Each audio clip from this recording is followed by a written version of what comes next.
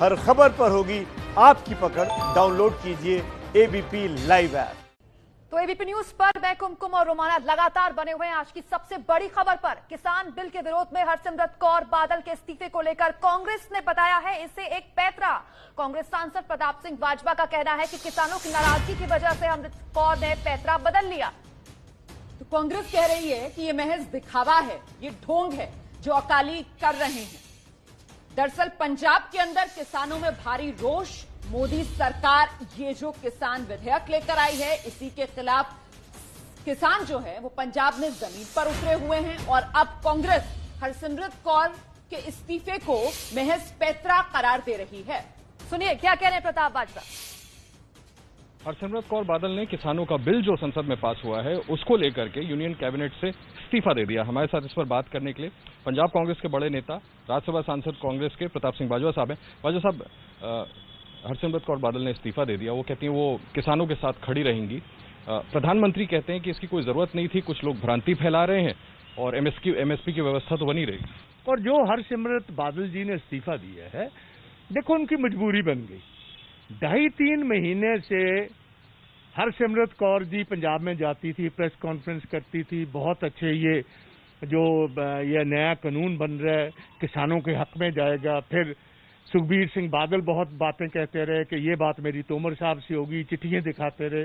फिर बड़े बादल साहब जिनकी सारी जिंदगी किसानों के साथ बीती है या किसानों के इश्यूज पर खड़े होकर बीती है, उन्हें भी मजबूरन इनको मैदान में उतारना पड़ा ये ऑर्डिनेंसेस के हक में। और जब देखा कि इसके बावजूद हजारों की तादाद में, लाखों की तादाद में लोग बाहर निकल आए हैं और हमारा जो एक पॉलिटिकल नीचे का जो हमारी सपोर्ट है वो तो सारी की सारी खत्म हो जाएगी, तब फिर आकर मजबूरी में अब हरसिमरत कौर जी ने इस्तीफा दिया। और ये देखिए हैरानीजनक बात कि एक तरफ आप कह रही हैं मैं मिनिस्टर नहीं हूं, दूसरी तरफ आप कह रहे हैं अब अभी भी हम एनडीए का हिस्सा हैं। अगर एनडीए का हिस्सा ही रहना था तो फिर सरकार में भी रह जाते, तो फर्क क्या है? आप ये कह रहे हैं कि उनको एनडीए से बाहर आना चाहिए? 100%। नहीं तो ये हाफ हार्टेड है। उसका मतलब है कि मैं ये बात कह रहा हूं कि मैं मकान छोड़ रहा हूं और सामान अपना अंदर रख जाऊं। आपकी पार्टी इसको दिखावा कह रही है जो 100% ये जो चीज है इनकी पॉलिटिकल मजबूरी बन गई। और मैं समझता हूं इनको ये पता है कि बहुत बड़े पैमाने पर 235 किसान यूनियन सारे देश की इसके खिलाफ लगी हुई। आरएसएस का भी जो किसान विंग है वो भी गवर्नमेंट को ये बात कह रहा है कि ये सुसाइडल मिशन पर आप उतरे हुए हो, इसका बड़ा नुकसान होगा। तो मोस्ट प्रोबेबली मैं समझता हूं कि गवर्नमेंट इसको या तो स्टैंडिंग कमेटी को भेजेगी, जब राज्यसभा से पास करवाने पर ये स्टैंडिंग कमेटी या किसी सिलेक्ट कमेटी को भेजेंगे। उस टाइम के लिए हरसिमरत कौर जी अब अपनी सियासी जो अपना बेस है उसको बचाने के लिए मजबूर हो गए। अच्छा, इसी मुद्दे पर सभी खास मेहमान हमारे साथ बने हुए हैं। बिना वक्त गवाए सीधे रुख करते हैं। कांग्रेस की तरफ से अखिलेश जी हमारे साथ मौजूद हैं। अखिलेश जी, वैसे ये गजब ही है सर, आपका विरोध और अगर अकाली जो हैं वो विरोध कर रहे हैं, वो इस्तीफा दे रही हैं हरसिमरत कौर, तो उसे आप पैंतरा बता रहे हैं, क्यों? देखिए रोमाना जी, मैं अभी आपका भी जवाब देता हूं, इसके पहले मंत्री जी का भी जवाब दूंगा। अगर हरसिमरत कौर जी को इस बिल से आपत्ति थी जो कल उन्होंने लोकसभा में दिखाया है और कह रही कि हम एनडीए में बने रहेंगे, पहला तो ये कि फिर तो ये आपत्ति हाफ हार्टेड है। दूसरा जो और महत्वपूर्ण है, कोई अध्यादेश आने के पहले कैबिनेट में ये बिल प्रोड्यूस होता है और कैबिनेट में पास होता है, तब ये अध्यादेश आता है, तब राष्ट्रपति के पास जाता है। सिमरन कौर जी भी उस कैबिनेट में रही होंगी। क्या किया उस कैबिनेट में फिर इन्होंने? क्यों नहीं कैबिनेट में विरोध किया? जब देखा कि जनाक्रोश इस बिल के विरोध में है तो उन्होंने अपनी जमीन बचाए रखने के लिए हाफ हार्टेड एक चाल चली। लेकिन देश के किसान नौजवान सब समझदार इस बात को जानते हैं।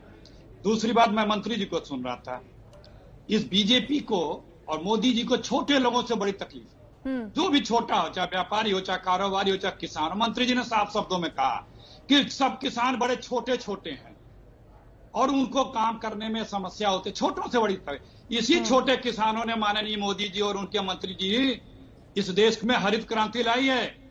इसी छोटे किसानों ने इस देश में श्वेत क्रांति लाई है। और आज आप छोटों से आपको इस प्रकार द्रोह है, छोटे इस प्रकार आंख में चुभ रहे हैं। यही छोटे कारोबारी भी हिंदुस्तान में 60% रोजगार कारोबार और टैक्स देते हैं। बिल्कुल, लोकतंत्र में छोटे बड़े का कोई महत्व नहीं है, क्योंकि बराबर का है और बराबर का वजन है सबका, क्योंकि सबके पास एक ही वोट है। इन सब के बीच हमारे साथ दलवीर धनखड़ जी बने हुए प्रवक्ता जेजेपी से। दलवीर जी, पीपली में खूब डंडे पड़े हैं किसानों को, दुष्यंत चौटाला कब अलग हो रहे हैं? अकालियों ने तो किराना कर लिया।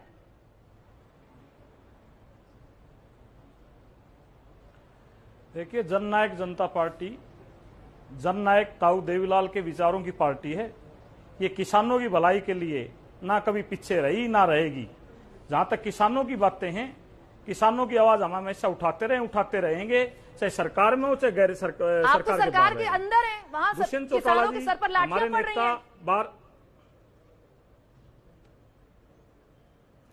दुष्यंत चौटाला जी हमारे नेता हैं, उन्होंने साफ शब्दों में कहा है, किसी भी किसान को जरा सी भी ठेस पहुंची है, चोट लगी है, लाठी लगी है, वो किसान को नहीं लगी, वो ताऊ देवीलाल के परिवार को, जननायक जनता पार्टी को लाठी पड़ी है। हम इस बात की बार बार मांग करते रहे हैं, करते रहेंगे। भलाई चाहते हैं हम किसान की, ताकि किसान की फसल अब सिर पर आई हुई है, उसको कैसे खरीदा जाए, दाना दाना खरीदा जाएगा, एमएसपी दी जाएगी। मैं कांग्रेस के घड़ियाली आंसू देख रहा हूं आजकल, चाहे वो राष्ट्रीय स्तर पर हो चाहे प्रदेश स्तर पर हो। मैं कांग्रेस के मेरे भाइयों से ये पूछना चाहता हूं, आपने इस देश और प्रदेश में सबसे ज्यादा लंबा राज किया है, आपने किसान की भलाई के लिए क्या है? स्वामीनाथन की बातें आज आप कर रहे हैं, स्वामीनाथन की रिपोर्ट तो आपके सामने उस समय आ गई थी 10 साल की, जब आपकी डॉक्टर मनमोहन सिंह जी की सरकार थी।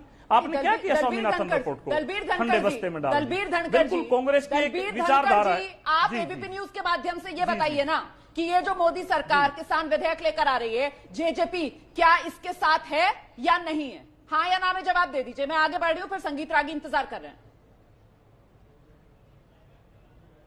देखिए, हाना की बात नहीं होती, बात तो हाना की होती है ना सर। कल किसने देखा लोकसभा में? हमारा कोई सांसद नहीं है। कल किसने देखा सर? आप प्लीज सुनिए, मौका दीजिए। नहीं मिलेगी। यहाँ पर जो सारे के सारे देखने की बात नहीं कर रहे, हम किसानों की भलाई के लिए खड़े हुए हैं, खड़े रहेंगे। किसान का दाना दाना खरीदने का हरियाणा गवर्नमेंट का वायदा है,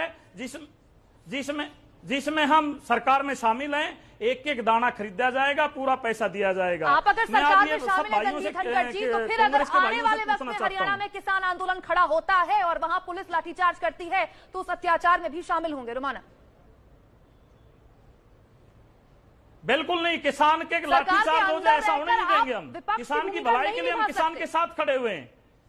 बिल्कुल नहीं, बिल्कुल भी नहीं। किसान पे लाठी चलेगी, पहले जननायक जनता पार्टी के कार्यकर्ताओं पे लाठी चलेगी, किसान तक लाठी बाद में पहुंचेगी। ये हमारे नेता बार बार कह चुके हैं। सर वो तो चल गई ना लाठी, वो पहुंच गई किसान पर। आपके नेता तो मुझे नहीं पता कहां थे या नहीं, पर किसान ने लाठी जरूर खाई हरियाणा में। खूनम खून किसान हुआ हरियाणा में। नहीं, आपने शायद सुना नहीं हमारे नेता क्या कह रहे हैं। हमारे नेता सबसे पहले बोलने वाले लोग हैं, उन्होंने साफ शब्दों में कहा है, किसान पे लाठी, ठीक है, किसान पे जो लाठी चली है उसकी जांच होगी और कार्रवाई की जाएगी। आप इससे नहीं बच सकते।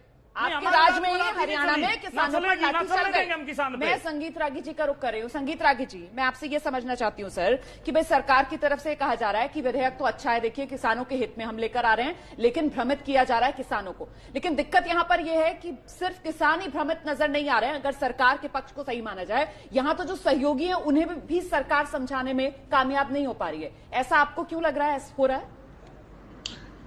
देखिए रुमाना जी, पहली बात तो मैं कहना चाहूंगा कि अखिलेश जी जो ये कह रहे थे कि हरित क्रांति जो है वो छोटे किसानों ने किया था, ये डेटा वो ठीक कर लें। वो छोटे किसानों ने हरित क्रांति सफल ही पंजाब में इसलिए हुई थी और पश्चिमी उत्तर प्रदेश के अंदर, ताकि वहां पर किसानों का बड़ा जोत था और वैज्ञानिक तरीके से खेती होती थी। दूसरी बात, ऐसा इसलिए कहा जा रहा है कि देखिए छोटे किसान जो है वो, उनके जो कृषि है उससे उत्पादकता उतनी अच्छी नहीं हो पाती है जितना वो इनपुट डालते हैं, उसके प्रोपोर्शन में वो आउटपुट नहीं मिल पाते हैं।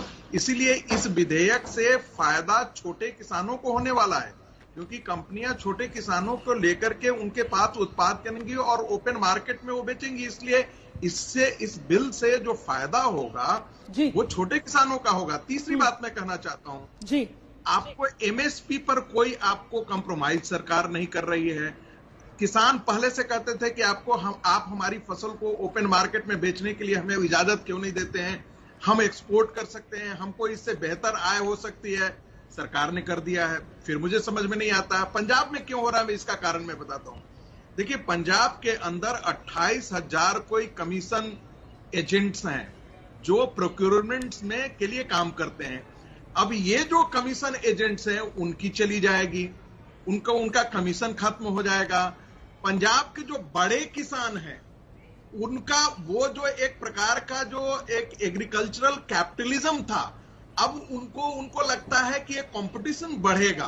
कंपटीशन इस कारण बढ़ेगा कि कंपनियां जो है सिर्फ बड़े किसानों तक नहीं जाएंगी, वो छोटे किसानों का खेत पर भी उनके भी जमीन को लेंगी, और जो उनको दिया जाता था, मान लिया जाए कि वो एक साल में 50,000 या 1 लाख रुपए उस इनकम करते थे, हो सकता है कंपनियां उनको कहे कि हम रिस्क फ्री आपको हम 2 लाख रुपया देते हैं, आप उस जमीन पर हमको दे दीजिए, हम उसका सर आप जो बात कह रहे हैं सरकार की तरफ से भी यही कहा जा रहा है कि देखिए ये जो विधेयक आया है इससे जो किसान है वो सशक्त होगा, और ना ही मंडियां खत्म होने जा रही हैं, ना ही एपीएमसी एक्ट पर किसी तरीके की कोई तलवार लटक रही है, लेकिन बावजूद इसके विरोध तो हो रहा है। इन सब के बीच हमारे साथ ब्रेक के बाद जब आएंगे वापस तो एमजे खान कृषि विशेषज्ञ भी जुड़ेंगे, लेकिन फिर आपको याद दिला दें आज शाम 7 बजे से एबीपी न्यूज का सुपरहिट शो वह क्रिकेट देखना है आपको।